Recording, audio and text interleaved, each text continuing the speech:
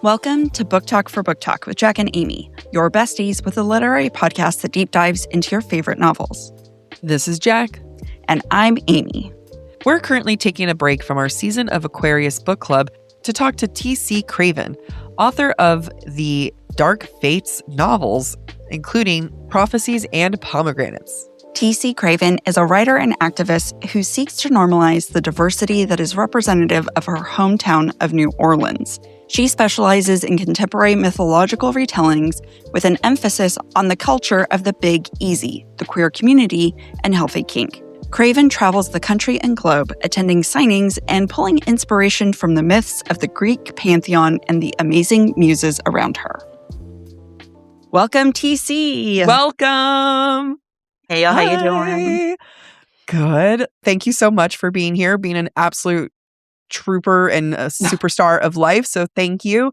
And, I'm going to just say this before we forget. Spoilers. We've discussed this before we hit record. Spoiler warning. Listen, the series The Dark Fates has been out I published the first book in October of 22. The last book is coming out.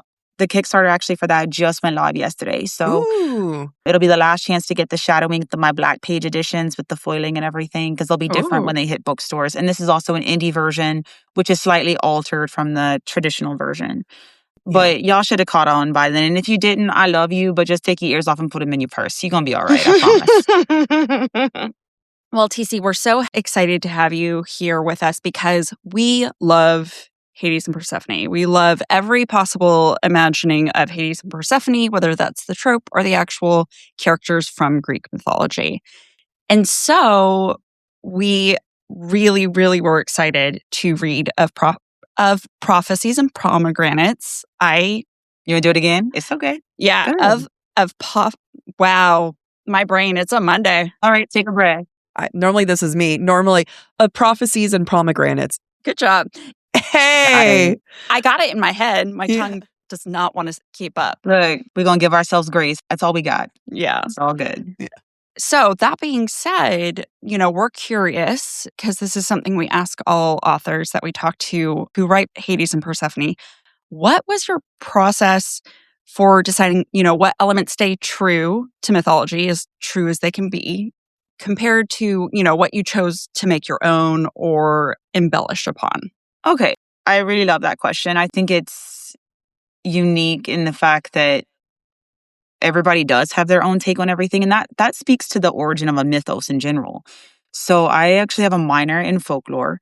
And like every other human, girl, or boy, or person, or in between, or any other binary or non-binary situation that wants to be, I grew up in the 90s, which means I had a heavy Greek mythology and Egyptian mythology phase of my life. So once you have those, I think if you're a millennial of a certain age, we know what it is, right? Like we know the draw and the attractions to it. But when I got older and I was able to take a lot of more classes and kind of dig deeper, and then traveling to Greece a couple times.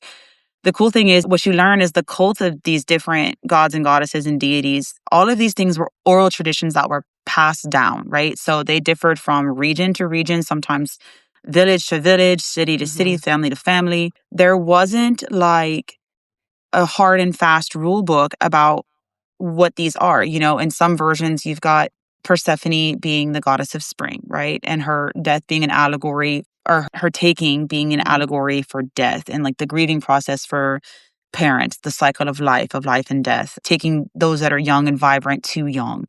And then you've got some they'll turn it on the head like I did and be like, it's about personal choice and defiance and being able to grow and change. And the things that you think are scary and dark and big are only just unknown, right? And everything unknown is scary because you don't have a metric to base it against.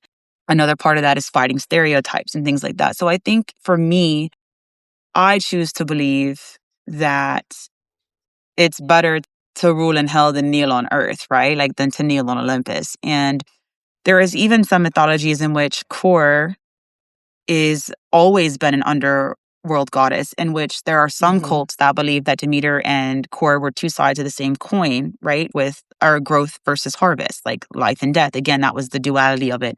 So for me personally, I was just like, okay, I love a good fuck you, I'm gonna do what I want to type book. Yeah. And I think that for a lot of people, and then a lot of women and a lot of people that identify on more of that spectrum can understand. There have been times in which you've been forced into roles, be it society, be it parental, be it just, parasocial, that didn't really please you, that didn't really give you any comfort or strength or give you agency or took your agency away even. And I know that male presenting folks and they go through that as well. And I'm not saying they don't. It's not a gender thing, but I do think that we live in a world where you can't take away a gender bias, right? For certain Yeah. oppressed situations. Mhm. Like I said, there's everything's a rule until it's not, for sure.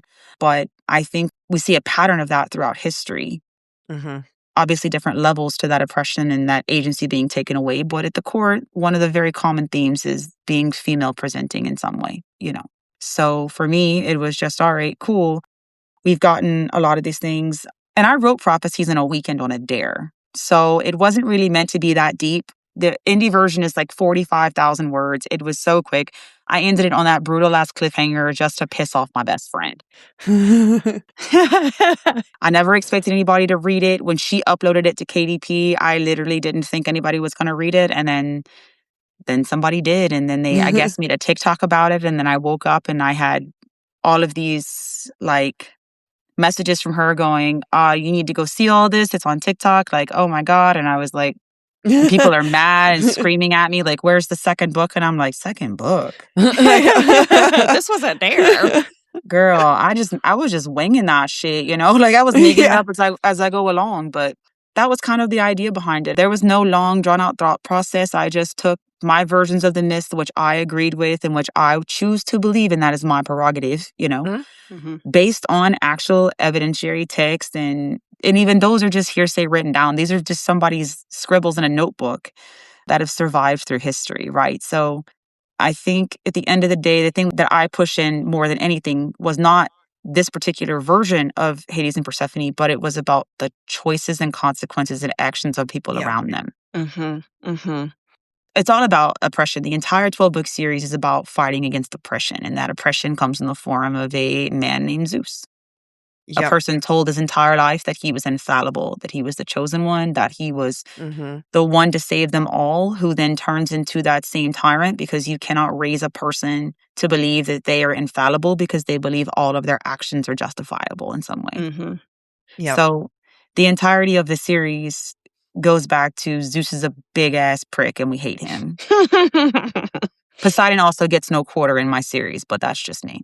Honestly, I feel like not enough Hades and Persephone interpretations like really push the Greek, like Zeus is an asshole. Like, Mhm. do we all forget that he turned into a swan and assaulted a woman? Like, it's Oh, he turned into a swan. He did it as a bull. Bull. I know. There was literally no person safe, whatever gender you were, and he was indiscriminate. He was a pet. He was a. I don't want to say it and get you banned, but he was a PDF. Like No, you can say it. the Ganymede situation. Like that Ganymede was a child. Like Yep. these things all matter, and the context in which they're told also matters, and the verbiage matters, right? So Mhm. the tale that's most known is the rape of Persephone, but rape, as horrible as that word is now and the connotations, did Yeah. not mean that. It meant the reaping, the taking of Persephone, which could have meant death, which could have meant being kidnapped, which could have meant being assaulted. So I don't look at my version as better or more interpretive. I personally don't want to write. I've got so much respect for dark romance. Oh, I've yeah. got some of my best friends are dark romance writers. Dana Leanne is one of my best friends in this entire world. And, she's written Carving for Kara and Pounded in the Patch and, Thrill of the Hunt. I have no problem and so much respect for the dark romance genre, but my books are not dark romance. These are not dark. Like, the Dark Fates is just the Dark Fates, the title. But consent is the root of all of my couples. So you're never going to have a consent issue with my couples, which is an acceptable rule in dark romance as long as those triggers are written so the reader can make that informed consent. But between my main characters, I don't enjoy writing that. I am a part of the BDSM community, and the root of the BDSM community is consent, even in certain things like CNC, which falls under like Somno or free use or anything like that. It's all rooted in pre-consent, right? Like pre-consent, if not consent right before it happens. You can't consent after. And so for me, I didn't want that. I also think that some people write Hades as death, and Hades is not death. Hades is the god of the dead. Hades is a pencil pusher organizer who just wants people to be cool and go home to his dog and his wife. Like, that's just mythology. You never see Hades committing these atrocious acts. The most egregious thing he ever did was the taking of Persephone.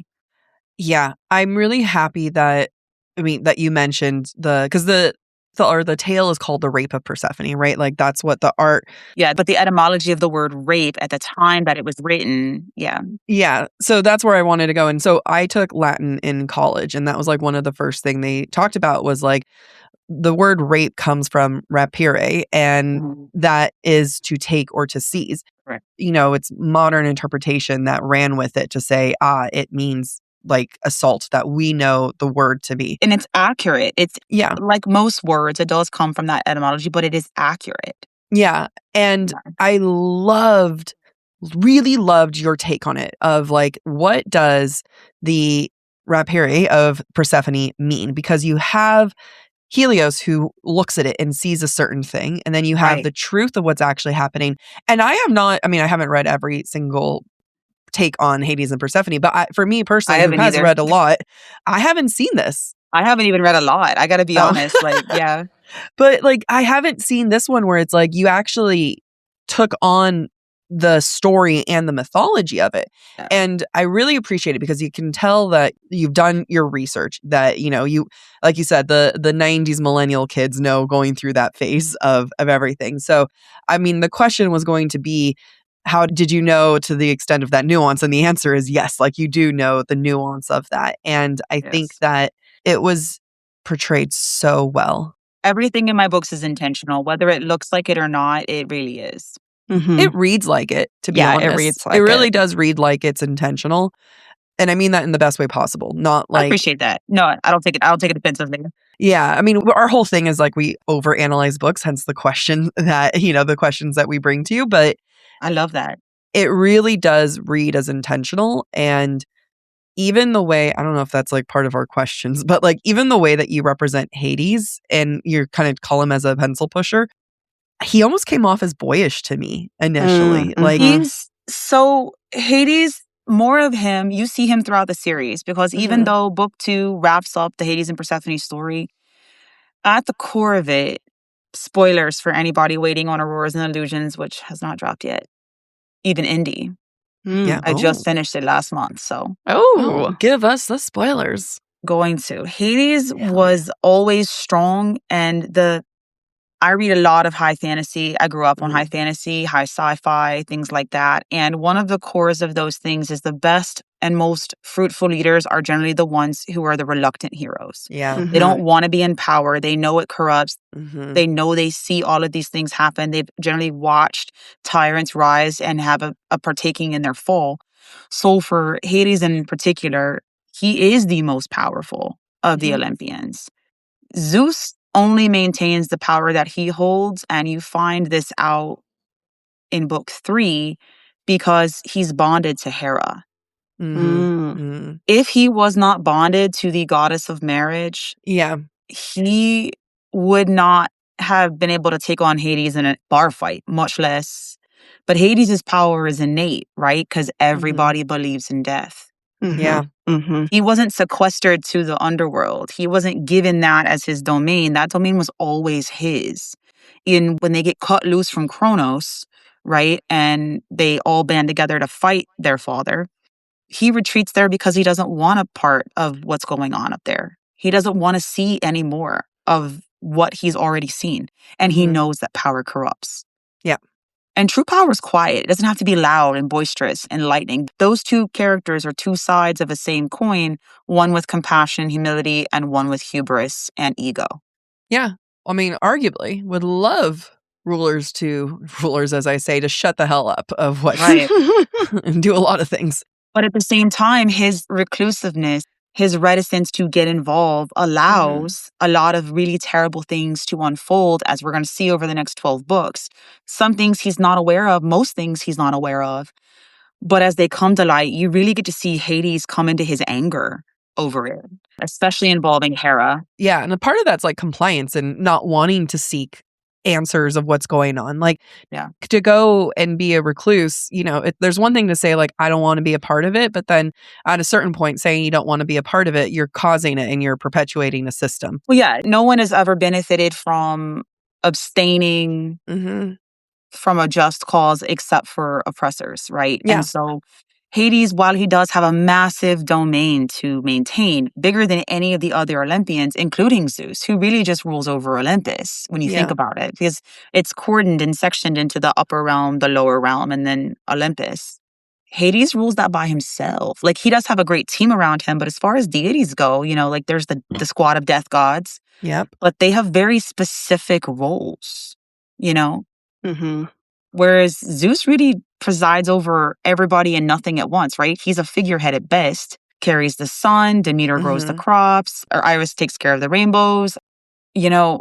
Poseidon is over the sea, Athena is over like most of the people and the wisdom and education. So at the end of the day, this man is just sitting back and sexually assaulting people. That's his own job, is wake up every morning, drink, eat ambrosia, and then just find someone to non-consensually stick his dick in. Yep.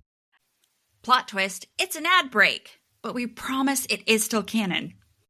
This show is sponsored by Liquid IV. Every single time when we say take a sip on the podcast, I am sipping my Liquid IV. This isn't even a joke. I love my Liquid IV so much because I am able to stay hydrated the entire time we are recording our 3-hour-long episodes. Liquid IV is such an important part of my day. Jack and I have been working out, going to the gym, eating different for better health and body recomposition, and damn it, we drink a lot of water. Liquid IV's hydration multiplier is a science-backed formula and contains an optimized ratio of electrolytes, essential vitamins, and clinically tested nutrients. Liquid IV's hydration multiplier hydrates you with 3 times the electrolytes of the leading sports drink, and it doesn't feel sickly sweet. It's always refreshing. Plus, it's non-GMO, free from gluten, dairy, and soy. No artificial colors or sweeteners, and they have so many good flavors. Honestly, I'm obsessed with everything they do. And just 1 stick and 16 ounces of water hydrates better than the water alone. Rehydrate with better hydration from Liquid IV. Tear, pour, and live more. Go to liquidiv.com and get 20% off your first order with the code BookTok at checkout. That's 20% off your first order with code BookTok. That's BookTalk at liquidiv.com. Been going on more first dates, Amy, and that means I need to be able to run the hell out of there if I need to while looking good. It doesn't matter if you're there to enjoy or flee the date, the shoes make the outfit. It's so true. And Vionic has been there with me for several dates at this point. And that's because not only are my Uptown sneakers so cute and so comfortable, but my very intelligent dress, Ramona, has been one of my go-to pumps for these dates because they're timeless. And again, I cannot stress enough, very comfortable. And they're perfect for work, dinners, and any type of activity so that no matter the weather or what you're doing for your date, it always looks good. I was at an arcade date last night and it was a lot of standing, so I was very comfortable. That's because Vionic has their exclusive VO motion technology. It sets them apart because they began by revolutionizing medical orthotics. That science is in their shoes today. They even offer a 30-day guarantee. Wear them, love them, or return them for a full refund within 30 days. Use code BookTalk at checkout for 15% off your entire order at VionicShoes.com when you log into your account. Again, that's code BookTalk, BookTalk. It's a one-time use only, so don't squander it. Vionic Shoes, wearable well-being for your feet. I love that characterization, and I love that the characterization of Zeus, I mean, it's bad. What I'm trying to say is that I love the fact that his power lies not only in the fact that he's bonded to a woman, but the symbol that woman is, which is marriage, which is, something that is so anti what Zeus is. And that's where he claims his power. There's a very specific reason for it. You find out in book 4, which is Myths and Muses, exactly the extent of what he does. But Hera has her own book. It's kind of an in-between. So it's around it starts at like 3.5 and it takes place between 3.5 and like 5.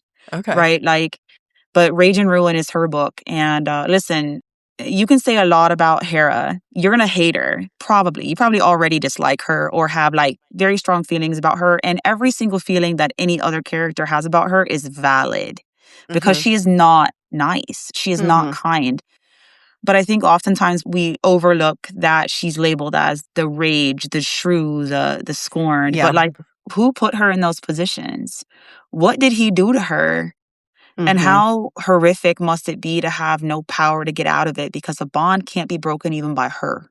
Yeah. I mean, I say this with like a large grain of salt, but like, I mean, I support women's rights, women's wrongs, you know? Listen, my entire series is I support women's rights and women's wrongs. There's only one person who there's two people really that we do not support when it comes to that, and that is Demeter and Minty. Yeah. And even Minty comes from a level of manipulation. She comes from a place of deep trauma and rage because hurt people, you know? And I think you do a good job of showing that where it's not, you know, women are allowed to be complex. We are allowed to make mistakes. We are allowed to not be completely good and perfect. And it doesn't mean that you get absolution. Exactly. And so I think you do a great job of having Demeter and having someone who's like very clearly someone who's not great. But then you also have these other women that you're able to show that it's like, well, I want to know more about Hera. I want to know what it's like to be trapped in an abusive relationship with a horrible man. And when you think of it, like when I was writing her book, I honestly had a lot of sensitivity readers who were survivors of domestic violence or spousal violence and spousal assault. And I wrote her character very deliberately in that way. And I started it in the first book. There's subtle defiance in Hera that you see in these small ways. And they seem like they're such petty choices, right? Like she bonds Persephone and Hades just despite Demeter, who had a child with her husband, right? That seems like a really petty response that everyone is just fine to take into account. Yeah. They don't even fathom that this hyper-intelligent, hyper-cunning woman could have an ulterior motive for doing the things that she does. Yeah, because women can only be petty and not have small defiance. Like there is such a distinction between the two. Don't get me wrong, I can be petty, like so happy to do that. But Hephaestus, Ares, and Aphrodite being forced to be in this like horrible cycle of bondage together. Zeus thinks it's because Hera wants Hephaestus bonded to someone beautiful and to spite Aphrodite because she's jealous of her looks or her acumen, like among people, or the way that she's coveted by others. But you find out very different things in both Aphrodite's book and Hera's book. Like people are complex and they make bad decisions, and sometimes they make bad decisions for good reasons. Yep. And then sometimes people just make bad decisions, and that's okay. Like it's okay to make bad choices sometimes, as long as we learn and grow. There are shades of gray to everything. Yeah. Yeah. I'll say that. We talk about on our podcast a lot of like even female readers sometimes like struggle with female characters that are not perfect. They're not the perfect victim. Yeah. They're not the perfect anything. And it's like the second that you kind of add a complexity that would be quote unquote something like a man might do, you know, like along those lines. My characters are really messy when it comes to things like that, just because like people are messy and I write what I know. Yeah. I'm a mess, so I write the mess. Have we read Greek mythology? They're all messes. They're way messy. Listen, I am really convinced that a lot of people, despite like what I said about us being 90 millennials, a lot of people reading, I think have missed a little bit of Greek mythology lore, because I often get the comment like, oh, they got married after 2 weeks, girl. You're lucky they didn't get married after 35 seconds. Like, this is Greek mythology. Seriously. I actually thought you took your sweet time. I was like, look at them. Well, in the rewrite, so I actually rewrote this book because I wrote this book 3 years ago, and I've grown so much in my voice, in my writing voice and everything then. So when it got picked up traditionally, I was like, let me go back and give it some meat. Let me give it some bones, because the original one is 45,000 words and it is smutty and fast-paced and instant love and everything. But I wanted to give them more now because I'm a different writer now. I've grown into a different way. Like, who is she? Nobody knows her anymore. And I'm proud of what I wrote, but I'm giving this unique opportunity to go back and fill it in and give my readers more, more guts, more glory, and more pain. And so I did that. But the bones of the books are the same. The resolutions are the same. The bones are the same, but we just got a little bit more meat to it. And so I think that was a cool thing that I got to do, was to go back in, because I really didn't add a bunch of extra spice to it. The spice that's in it was kind of the spice that was in the shorter book. Yeah. But I was able to add the complexities of bonus scenes and extra motivations, and we're getting to see a little bit more of characters we didn't get to see a lot of. Mm-hmm. Like Narcissus, who's one of my favorite characters. Oh, yeah. I always know when an author's really nailed that balance between smut and substance when I look back on a book and I think, what's my favorite scene? And I'm not like just thinking of like, oh, this spicy scene. But what was your favorite scene? Can I ask? Yeah, absolutely. It's when Hades and Persephone are just laying on the grass and she has like her hand on him, like just like a hand before in the meadow. Yeah. And it's not even like full cuddle session. It's just this really sweet, emotionally intimate moment where it's like, yeah, it just felt very vulnerable, not just the characters, but for the reader, I think. The pray to you line was like the number one highlighted line on Kendall's, like, what do you do in the hours when we're apart? And he goes, pray to you. Yeah. And yeah. because she talks about how nobody prays for flowers, nobody gives a shit about the spring, you know? And that came from that scene. It was the number one highlighted. I think it had like 50,000 highlights or something like that before I took it down like from indie to trad, you know? It makes sense. I get it. Because, a lot of it can be switched out from, what do you think about me? Like, when you're not together, pray to you. And, if I were to take that to my own personal life, I would want someone to be like, I think best wishes of you. I think of you. I want you. I think of you in positive way is kind of my interpretation if I were to take it to us mortals, He worships her not because of like what she can do for him, like what she can, because like honestly, what good are flowers in the underworld? There was one episode forever ago, Amy, remind me, but there was like one episode I was talking about where it's like love is often defined of what someone does to them. Oh, it's like whenever I hear wedding speeches and it's like, I love you because you make me feel this way and I'm a better and I'm this and I'm that. And there's nothing that I dislike more, or red flags for me, is when you're doing like a speech at a wedding and your vows and it ends up being more about you and how that love is impacting you versus like, you're this incredible person. You are this amazing person that I am just lucky to have. So their relationship is a lot like that. I think they both know what it's like to be lonely in their way. And to have somebody so effortlessly slide into, like, to sit beside them and to be known as to be loved, And so him hovering over the grass so he doesn't kill any flora until she can like fashion him a talisman. Yeah. No. Hades isn't the only person, though, who is pretty freaking fantastic in your cast. This is my smooth-ass transition for Helios. Okay, listen, I gotta tell you, Helios and Narcissus are Helios is my favorite character, and he is recurring in every single fucking book. Like, you see him every single book. I cannot get away from that man. I love him. Yeah. I mean, and at least I can, when I was reading the book, I could feel your love for Helios and Narcissus. Yeah. Because theirs are the scenes that I found were my favorites. They are my favorite because they are messy and complex. And so it was really weird. I'm a queer person, right? So I grew up in queer spaces. My mothers are gay, like lesbians. And like old school lesbians, right? So all of my aunts and uncles and shit, like all their close friends are all also old gays. Yeah. And so it was almost a level of dissonance to me that I had to remember that there's such a barrier gaze trope in media. But the thing is like, and I want to address this because it hasn't quite been said yet to like me in an interview, but I feel like in this climate it's coming. And I do address it, I believe, like in the book itself, like in the foreword. Everyone in this book suffers because of Zeus. Every single person suffers because of Zeus. And Narcissus, spoilers if you haven't finished it, because I'm going to just spoil some shit, right? Like, especially after the first book. Narcissus is dead. It's not a plot device. Because at the end of the book, Helios is burned and buried Narcissus, but Hades has lost Persephone seemingly forever. Yeah. And it's not because Helios and Narcissus are two men or two male-presenting deities, right? Because in my books, you're going to see amongst my gods, there's no question about homophobia. There's no fear of like coming out or being with a man or being with a woman. That does not exist because ancient Greeks were hella fucking gay. They were so gay. Yeah. If you take no other soundbite from me, please let it be this.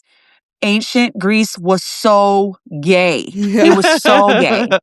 They were not roommates. They weren't best friends. They were Achillean in their love, okay? They were so gay. And so the problem is they've defied him. Right. Yeah. We see the tragedy with Artemis and Orion. Yeah. And they're a heterosexual presenting couple. We see it with Hyacinthus and Apollo, who were also two men. We see it with Hades and Persephone.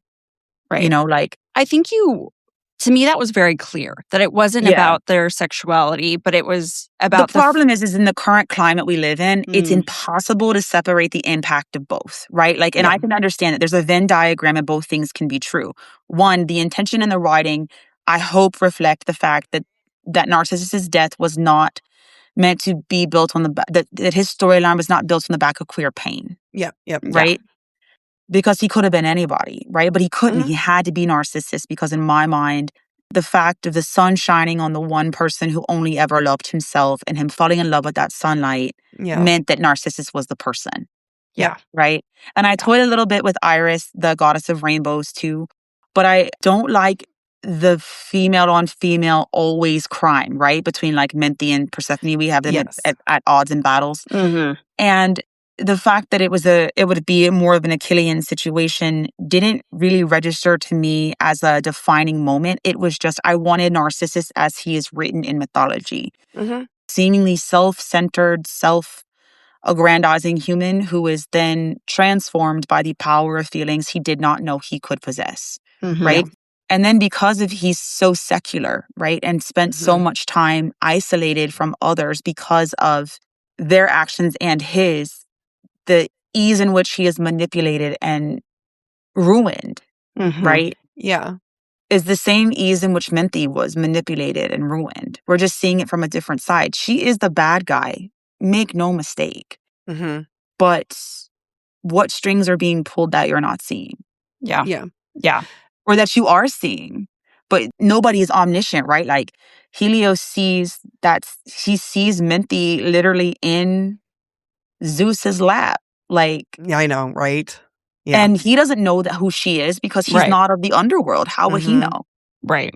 So there's so many moving parts, and it's the hubris of Zeus that he expects that even those that do figure it out aren't going to say anything. Because who would defy the God of gods? So it's all about men in power protecting their own power with their privilege. Yeah. And that's really what that comes down to. Plot twist, it's an ad break, but we promise it is still canon. One of my financial goals for 2026 is to pay for my wedding completely with cash. No debt here. Luckily, Monarch has you covered. Managing your money doesn't have to be a struggle this year, Amy. Monarch is the all-in-one personal finance tool designed to make your life and my life easier. It brings your entire financial life, budgeting, accounts, and investments, net worth, and future planning together in one dashboard on your laptop or phone. Start your new year on the right foot financially and get 50% off your Monarch subscription with the code BookTok. Doing our taxes, Amy, made me realize how many subscriptions I didn't turn off, and I can't wait for Monarch to help me manage my money and subscriptions. A lot of people may quit their New Year's resolution, but this year I don't have a choice. This wedding's happening. So I'm excited to use Monarch to help me make sure I achieve my goals. Unlike most other personal finance apps, Monarch is built to make you proactive, not just reactive. Monarch has helped users save over $200 per month on average after joining. 8 out of 10 members feel more in control of their finances with Monarch. This new year, achieve your financial goals for good. Monarch is the all-in-one tool that makes proactive money management simple all year long. Use code BookTok at monarch.com for half off your first year. That's 50% off your first year at monarch.com with the code BookTok. BookTalk. I firmly believe in new year, new me, and that requires a wardrobe change. It's actually cold in California. I am so excited because Quince has all of our staples covered. From soft Mongolian cashmere sweaters that feel like designer pieces without the markup, to 100% silk tops and skirts for easy dressing up, to perfectly cut denims for everyday wear. I purposefully gave my partner my wool coat so I can get a Quince Italian wool coat because they are gorgeous. They're beautifully tailored, they're soft to the touch, and they're built to last years, not just one season. That's because the quality shows in every detail. You can seriously tell with the stitch, with the fit, with the fabric. Every piece is thoughtfully designed. Like everything from Quince, each piece is made with premium materials in ethical, trusted factories, which I love. Each piece is priced far below the cost of other luxury brands. Refresh your wardrobe with Quince. Don't wait. Go to quince.com/booktalk for free shipping on your order and 365-day returns. Now available in Canada. That's QUINCE.com/booktalk, BOOKTALK, to get free shipping and 365 days returns. For those who love Narcissus and Helios, I just need you to trust me for book 2. I just need you to hold the faith. Narcissus is dead. I do not want to lie to you and tell you that that body is coming back. It's not. But let my man Helios have the space to heal, right? And sometimes it takes that unimagined, you can turn it back on now, I guess, but sometimes it takes that unimaginable tragedy of loss, of losing someone to make you see that you've been a fucking idiot, right? Like that you've been standing on laurels that don't support you. Yeah. And it becomes a lesson that Helios never forgets. In the rest of the series, you see him over and over advocating for not making decisions on behalf of other people. Because he learns. And there's the relationship between him and Persephone in the second book is one of my favorites. He becomes a brother to her in a way that her own brothers don't have time to become, right? Because she technically has brothers. Hermes is technically a brother of Persephone. Artemis and Apollo are kind of like cousin siblings. It's very weird. But I do express that in Greek mythology, like, especially when we explain to outsiders, like, they're not bound by DNA in the same way that y'all are. It's not some... it's not some genetic, I am excited to see more Helios and Persephone together because... Oh, they are the bang-around twins, man. Like... Yeah. She has him wrapped around her little pinky, and 90s punk rock Persephone is my favorite Persephone. Like... Hell yeah. Because what we're going to see in the next book is Desires is such a slow burn. I mean, it's a slow burn. The very first... I would say, like, the first half of the book is her finding out who she is. Without all the trauma. Like, she's been through trauma, but she doesn't know that trauma. And she's learning how to be who she is in the middle of, like, this Pussy Riot punk rock 90s New Orleans, like, band scene. She's in a punk band and she loves Ani DeFranco and, like, Clear Liquor. Like, she's learning who she is. With that, there's a freedom in being able to become, without the influence of somebody who spends their entire life and your entire existence making you feel other and less than, which we're missing because Demeter is no longer around. I mean, that's a great transition because your interpretation of Demeter was very interesting. I'm always a big fan of how people love it or hate it. It's really polarizing. Yeah. I liked it a lot. I'm very aware of how mothers are represented in books. They're either shown in a negative, like, their evil way, or they're dead. And I always like when we kind of tackle them like, okay, well, if they're evil, then what is it? Like, what is it about them that makes them evil? Because I think it's very easy to make a mom like, the scary evil mom, but then not wanting to add into it. And I don't think you just like made her a, token like, oh, she's just a bad, scary mom. Like, you can tell there was a lot of things happening below the surface with her. Like, there's a lot of complex emotions that she is going through. All of it comes back to fear, right? And you're asking me as a reader, being like, okay, so what are you afraid of? Like, it's more than just power. Was there anything about the original mythology that made you want to represent her as an abusive mom? And what inspired that? Because like you said, you handle everything with intention. So there was a very intentional way of your representation of Demeter, because there was just so much happening underneath where I was like, tell me more, Demeter. It's like, give me clues. So people are incredibly complex, right? There are very few people who are staunchly black or white when it comes to like where they stand on certain issues or certain spectrums. There's always an area in the middle that's gray. Demeter does love Persephone. Yeah. But not in the way that is nourishing for Persephone, right? Like, Mm-hmm. and I think that we have this epidemic where, at least in my circle of friends, and I've got a pretty damn good circle of solid ass women and men and everybody on other spectrums as well. Our mothers are sometimes our first obstacles, right? Mhm. Like, Yep. and fathers as well. Like, my books are all about mommy and daddy issues for sure. Like, Greek mythology is about mommy and daddy issues because Mhm. that is the human condition. And I think that the problem is we often, here's the thing, you can love somebody and still do irreparable damage to them. Yep. Yeah. You can love somebody and not understand the weight of your actions. You also can be, every single person experiences life through a lens of trauma.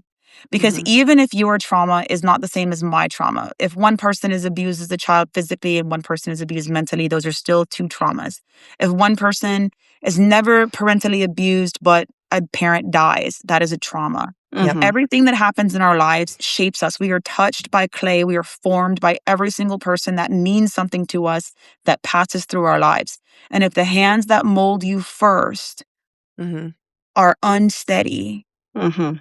Yeah. or broken or gnarled, those fingerprints they leave on your clay will never go away. Yeah. And there's an acceptance to having a narcissist as a parent that I think, I speak from personal experience, I can attest to. You can understand them. You can understand that, hey, you don't love me the way I need you to love me and care about me because you're incapable of it. Yeah. And I know that I can never change you. I know that I can never, there's nothing that I could have ever done to change that about our relationship. And so I think as a kid of that, there's a couple of ways you take it. Like, you just keep on with a very strained relationship where you just keep filling up the space between you with rocks and barbs and resentment. Mm-hmm.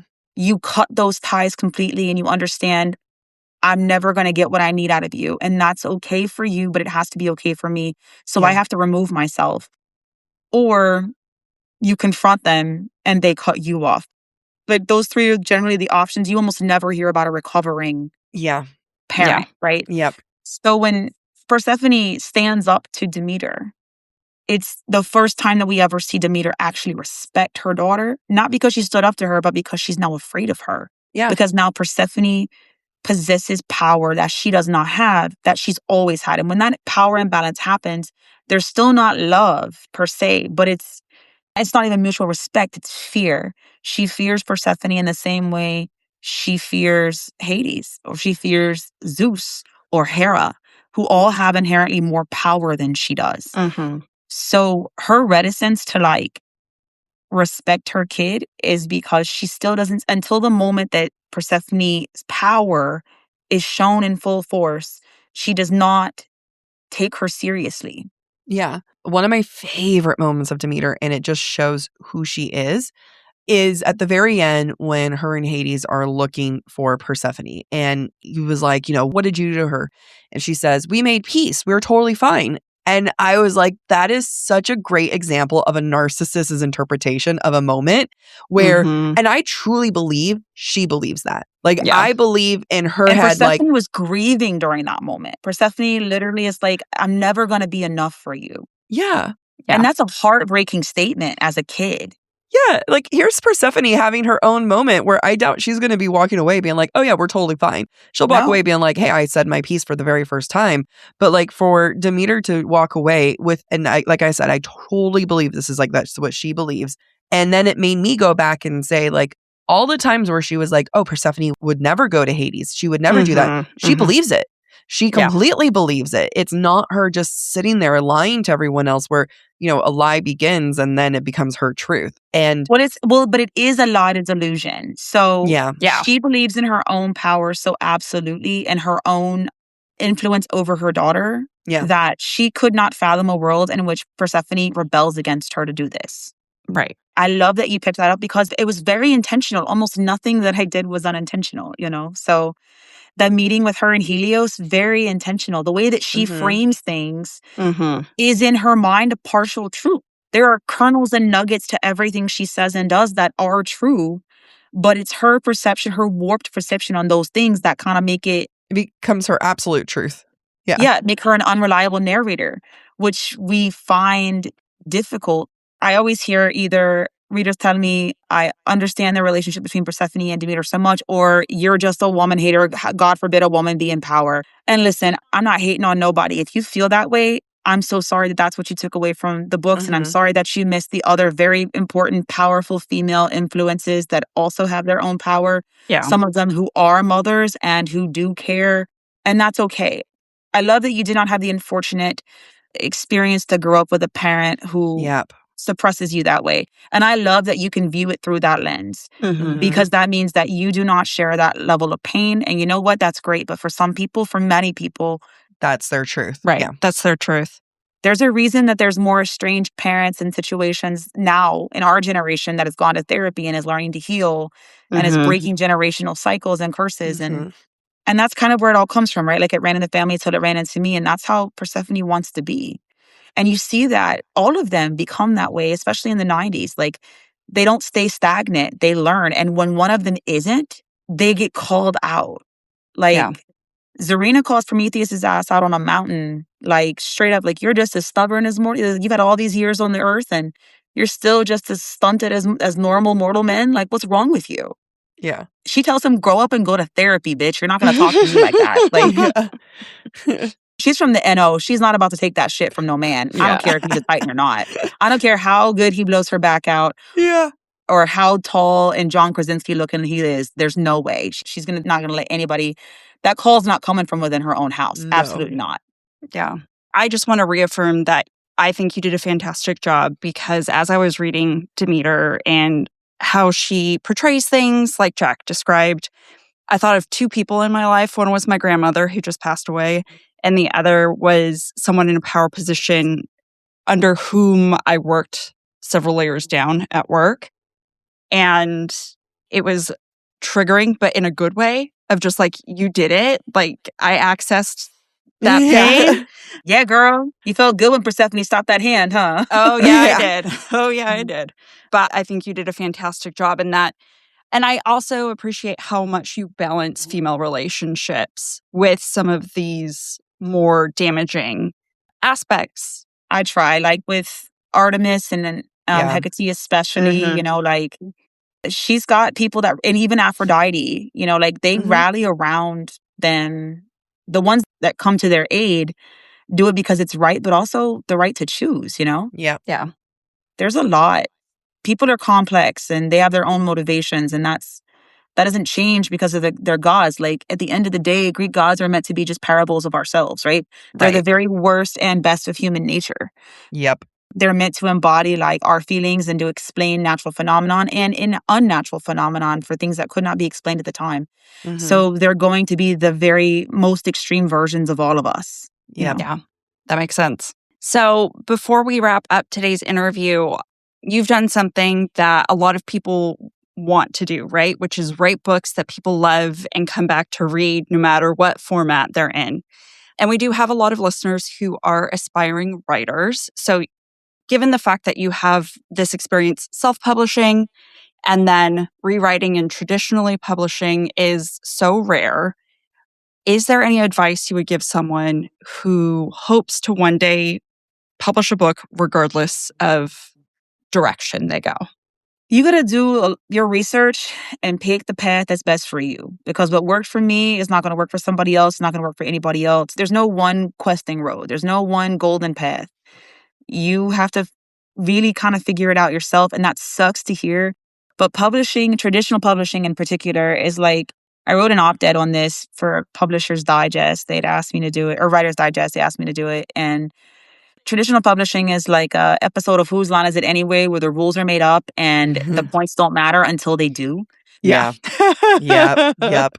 I will never be a strictly traditional published author. I will always hold space for my indies. it's a different market. It's a different metric. You've got different hands in the pot at that time. My biggest thing will be to tell you, keep good folks in your corner. Keep honest folks who will tell you to shut the fuck up in your corner. And keep folks who will fight for you. And like, you need someone who's going to hold you back before you take a bottle to somebody, and also someone who's going to hand you the bottle, right? Like, because certain situations call for different things. And at the end of the day, as an author, your voice has to matter. It has to still feel like you, no matter what you're doing, indie or traditional. I approach this in a very different way than a lot of my other colleagues do. I'm here to provide for my family and to build back a thing. I did things very differently. You're not going to find me with 1,000, 2,000, 5,000 right now, Amazon reviews. But I mean, I sell out Kickstarters for $20,000, $30,000 a pop. My books are pretty. My books have a lot of care. We use human art, we use human voices. I have built a community that I want to be in. And so at the end of the day, no matter if you choose traditional or indie, in both of my worlds, and some of those have people that overlap, right? Because I have folks that do both. But my agent, she's in my corner. She's going to the mat for me. She's picking up a phone before I can find a bottle, she's understanding that I'm not going to be disrespected. I've got people who will caution me while the other ones are ready to fight. Like, you got to have both of those people. And at the end of the day, they have to really be on your team. That's so true. Surrounding yourself by people who are better than you will always make you better. So for me, I don't give a shit about being as commercially successful as anybody else. I know that sounds insane. Some of my best friends are so far ahead of me in the publishing game. They've earned every inch they've done, and I'm on the sidelines cheering for them. I'm gonna hold your hair back, girl, or boy, or non-binary, whatever. I'm going to support my people because when they win, I win. All boats rise in a tide. And so having people on your team that are secretly hating on you or taking away from your accomplishments or diminishing you, that shit will kill your love so quick. So be a genuine human, and for God's sakes, get a fucking group chat. I guarantee you, for all of the unhinged things that you see me say, there's a group chat full of 50,000 more that I don't. And it's important. Not everything needs your constant clapback. That's bad for yourself. You're giving a lot of your energy to that. Stand up for things that need to be stood up for. Amplify voices that are more impactful than yours. I can't say this enough, and if you cut anything out of this, I understand, but I hope you don't. If you have a platform and you have the safe ability to speak up against things that should not be spoken up against, or that are not comfortable to speak up against, you should. However, you need to make sure that your voice is not overtrotting people who are more informed about a subject than you are and are more impacted than you. I am part Colombian, soy Latina. The shit that's happening affects me. Bacán. Soy mitad chilena. Hey. So for me, the shit that's happening is very personal. However, soy blanca. Same. What's up? Unless I open my mouth to speak Spanish, unless I'm in Colombia, which I was literally just in last month, with my family, unless I'm in a place that understands that the proximity to whiteness is not necessarily denigrate you from being something, I'm not taking up a seat at a table that any of my Boricua morenas, any of my other Colombianas that are any parces that are darker skinned, that cannot escape the fact that they are Latine. Right? That wear that on their skin and also are perceived through the world's vision because of that. I'm not interested in taking up a seat at that table. I get that. I really get that. I grew up in queer spaces. I'm bisexual, but I am married to a man. I love my husband. He's a wonderful human. And being married to him does not allow me to uneat all the ass I ate from women before him. However, I don't step out of my house and am in constant fear that I'm going to get hate crimed in the middle of the lower quarter. Right. Because I'm holding hands with my partner. So again, it's important to speak up on these issues, but it's also important to amplify voices that are not your own when you are not directly affected by that. Because while I'm not an advocate for white supremacy, I benefit from it because of the color of my skin and the country I live in. Right? So I'm going to lift up, when we're talking about, I'm from a very diverse area. My books are full of diverse people, not because I want to be a diverse token, like I'm trying to hit a mark, but because I'm from New Orleans, man, everybody I know here is from a different place. Mm-hmm. My two best friends are Black women I have known since I was 5 years old. They ride with me and die with me. Like, we half the world together. We go to different countries together every year. You heard me? Like, we're out here in these streets. I would take a bullet for them. But another Black woman who doesn't know me, Yep. why do I care that she's not giving me the benefit of the doubt? Because I don't bite. Every dog doesn't bite, but every dog can bite. Yes. Yeah. We completely agree. This is going to ripple. So people talk That's about, okay. the write what you want, and some people so write what you want to see. And it's the same thing of what kind of book do you want to make? You create the community you want to be a part of with that book. And then you have to create the America you want to be a part of. It ripples out, and it starts with art, and it expands to being a much larger conversation of making a space that is safe for everyone, where everyone is accepted.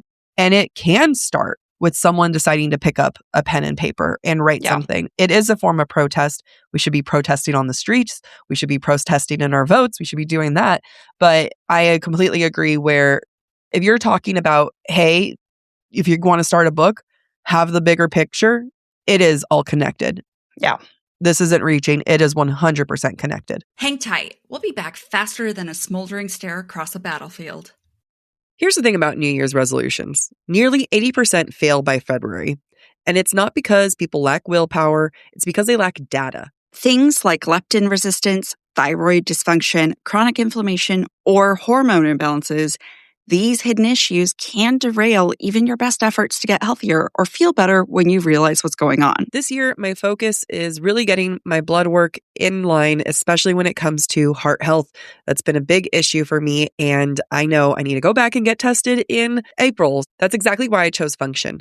It's the only health platform giving you access to over 160 biomarkers, covering everything from hormones and metabolism to heart health, inflammation, stress markers, and toxins. You can even add MRI and chest CT imaging, and it's all tracked in one secure place over time. It's the kind of comprehensive view of your health that most people never get to access. There's a reason why top health leaders are all behind Function. When you stop guessing and start measuring, everything changes. Your health goals actually have a foundation to build on. So this year, don't rely on guesswork. Get your data, track what matters, and make resolutions based on your biology. Own your health for $365 a year. That's $1 a day. Learn more and join using our link. Visit functionhealth.com/booktalk or use the code BookTalk25, that's BOOKTALK 25, for a $25 credit toward your membership. One of the things that was really hard to learn about banking as a young 20-something was how to avoid overdraft fees and building enough credit to actually have a credit card. There are so many ways Chime is making banking stress-free. They don't charge you fees for banking with them, and they provide you overdraft coverage. And on top of that, you can build credit without the worry about a regular credit card. There's a reason why Chime is rated 5 stars by USA Today for customer service, because they offer real humans 24/7. I can't tell you the amount of times I have called my bank crying because I cannot stop talking to the robot who cannot help me. I personally feel like every 20-something-year-old out there needs a Chime card. It's a great way to build credit history with your own money that you're actually earning, and you get rewarded every day. And for those of us who might not be 20-something, still highly recommend it because of the no annual fees, no interest, no strings attached. And when you qualify for direct deposits, you get 1.5% cash back on eligible Chime card purchases. That's good for anyone. It's good for everyone. Chime is not just smarter banking. It is the most rewarding way to bank. Join the millions who are already banking fee-free today. It just takes a few minutes to sign up. Head to chime.com/booktalk, BOOKTALK. That's chime.com/booktalk. Chime is a financial technology company, not a bank. Banking services, a secured Chime Visa credit card, and MyPay line of credit provided by the Bancorp Bank N.A. or Stride Bank N.A. MyPay eligibility requirements apply, and credit limit ranges $20 to $500. Optional services and products may have fees or charges. See chime.com/fees info. Advertised annual percentage yield with Chime Plus status only. Otherwise, 1.00% APY applies. No min balance required. Chime card on-time payment history may have a positive impact on your credit score. Results may vary. See chime.com for details and applicable terms. AI is incredible. They can teach you how to fry an egg and even write a poem, pirate style. Yarr! But it knows nothing about your work. Slackbot is different. It doesn't just know the facts. It knows your schedule. It can turn a brainstorm into a brief. And it doesn't need to be taught. Because Slackbot isn't just another AI. It's AI that knows your work as well as you do. Visit slack.com/meet Slackbot to learn more. Also, go read Bethany Baptiste. She's incredible. Yes. She has a release coming out this year called The Beast You Made of Me, but she also has The Poisons We Drink, which is about a black witch in D.C. poisoning the government for being a bunch of assholes. I want her on. Wow. I want I'll to get read her her on. book. That's my baby. I'll text her right now. Yes, I want her on. Look, put us on together. You'd be like cracking up. Here's the thing. Before we even started recording, UTC threatened me with a good time about coming to New Orleans and going to one of your events later this year. And I fear we are doomed to definitely hang out and spend a fair amount of time together because I do need to be in your presence for a much longer time frame than this. Because Yeah, come see me, baby. We gotta. I genuinely could talk to you for hours. And I know this with my heart. I feel this in every bone. The half Hispanic, the half Latina vibes and everything in between. But again, I'm trying to be very respectful of your time because I don't want you. No, yeah, you're good. No, dale gas. Just come see me, baby. It's totally fine. So please tell us where everyone can find you, apart from any list, but like where can they find you online? What events can they come see you at? Because I mean, this October event sounds a lot of fun. Right. So this 2026 is a really heavy year for me because I am insane and ungovernable. So against everybody's wishes, you're about to be sick of me. I have Shadows and Seduction, which is in New Orleans, run by the Dark Collective. They're incredible. They're the same people that do Sinners and Stardust in Boston. Yep. They're doing a New Orleans event. They are the only people besides myself currently doing a New Orleans event in the next couple of years, in which I fully endorse because they are intentional with their marketing, they're intentional with their inclusion and their safety. And they also care about New Orleans and New Orleans authors. Their lineup is full of people who are around, near, and in proximity to the city they are descending upon. And I got to respect that all day. Me, Molly Tullis will be there, you know, like a lot of huge authors, but a lot of like, you know, people like me are kind of like mid-list. But I mean, it's always a good time. They're so comforting, respectful, and they make you feel like you're in a really safe environment. After that, we have Kink and Ink, which is in Texas, which is where we will be debuting one of TC's new cowboy books that people have been waiting on. Yeah. We're going to go to the rodeo. We're going to do a big time. Going to be a lot of fun. And then that's in April. And then I also have Polycon in April. Nice. And then July, we have Smutmas in the Smokies, which is actually the event that my PA, Jessica, the Bookish Claws, is running and owning and organizing. It's fantastic. Y'all should come see us. It's going to be in Nashville. We're going to have a time. And we support her in everything she does because she is the reason that like I keep my life together. I do not exist without that woman. Also, she's fantastic at running events. She's been working, coordinating, and assisting at events for so long. She knows back and forth what to do. I know it's going to be one of the best events, and it's even in its inaugural year. I've got so much faith in that woman. And then in October, we have the Blood and Bedlam Otherworlders Ball, which is a vampire masquerade at the House of Blues. That is my event. It will feature me and my homies. It's a small, intimate signing during the day, and only 250 people will be allowed to meet the authors. The authors are myself, Cleo Evans, JC Lynn, for Who the Bell Tolls, obviously Cleo Evans for everything Creature Cafe. She has another book called Moonbite that's coming out. The Cactus Heart series, like incredible. That's my baby. We love Cleo Evans. Dana Leanne, Dakota Wild, one of my best friends in the world, Brittany Ann, Molly Tullis, got to represent that NO Pride. Jane Knight, she's a Texas native who we love and who's been one of mine since day one. Bethany Baptiste, Nia Davenport, Annie Davenport, who wrote Our Vicious Oaths. That's my other baby. She's also a Texas girl. Amy Penza, Anna Fury / A Hazel Mack. Those are my folks, man. Those are my people, you know, down to the core.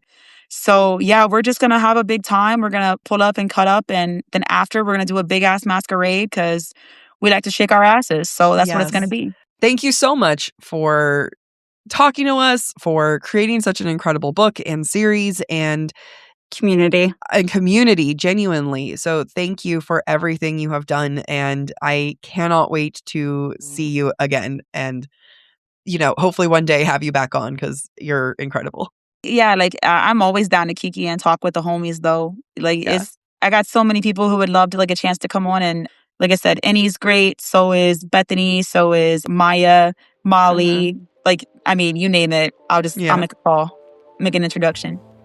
Thank you. Bye, y'all. All right. Bye. Bye.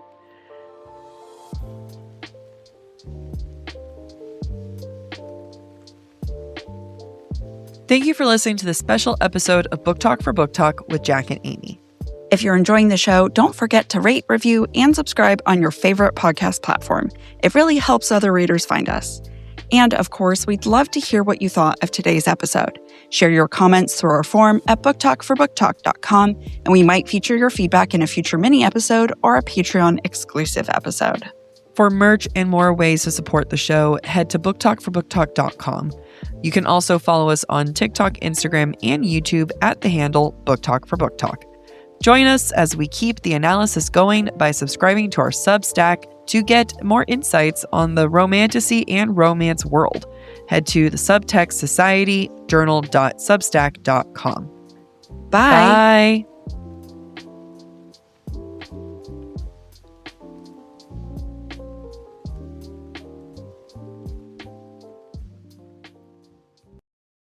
I firmly believe in new year, new me, and that requires a wardrobe change. It's actually cold in California. I am so excited because Quince has all of our staples covered. From soft Mongolian cashmere sweaters that feel like designer pieces without the markup, to 100% silk tops and skirts for easy dressing up, to perfectly cut denims for everyday wear. I purposefully gave my partner my wool coat so I can get a Quince Italian wool coat because they are gorgeous. They're beautifully tailored, they're soft to the touch, and they're built to last years, not just one season. That's because the quality shows in every detail. You can seriously tell with the stitch, with the fit, with the fabric.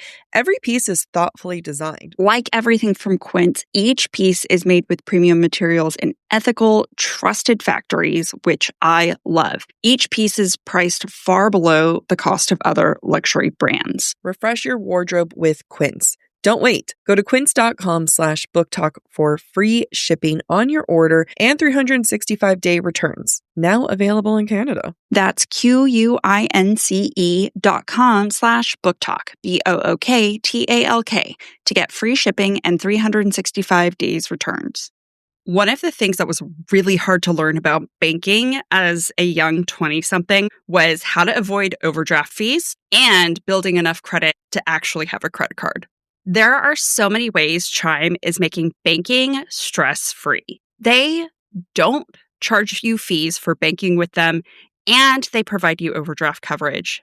And on top of that, you can build credit without the worry about a regular credit card. There's a reason why Chime is rated 5 stars by USA Today for customer service, because they offer real humans 24/7. I can't tell you the amount of times I have called my bank crying because I cannot stop talking to the robot who cannot help me. I personally feel like every 20-something-year-old out there needs a Chime card. It's a great way to build credit history with your own money that you're actually earning, and you get rewarded every day.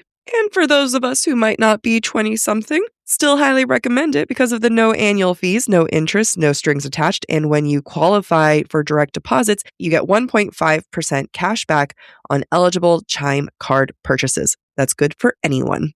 It's good for everyone. Chime is not just smarter banking. It is the most rewarding way to bank. Join the millions who are already banking fee-free today. It just takes a few minutes to sign up. Head to chime.com/booktalk, BOOKTALK. That's chime.com/booktalk. Chime is a financial technology company, not a bank. Banking services, a secured Chime Visa credit card, and MyPay line of credit provided by the Bancorp Bank N.A. or Stride Bank N.A. MyPay eligibility requirements apply, and credit limit ranges $20 to $500. Optional services and products may have fees or charges. See chime.com/fees info. Advertised annual percentage yield with Chime Plus status only. Otherwise, 1.00% APY applies. No min balance required. Chime card on-time payment history may have a positive impact on your credit score. Results may vary. See chime.com for details and applicable terms.